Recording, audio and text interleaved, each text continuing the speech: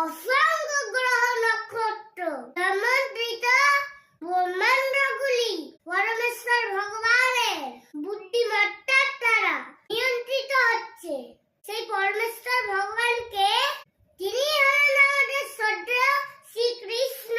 শুভ জন্মাষ্টমী। ভগবান, আমার তরফ থেকে তোমাকে অসংখ্য শ্রদ্ধা ও ভক্তি জানাই। শুভ জন্মদিন।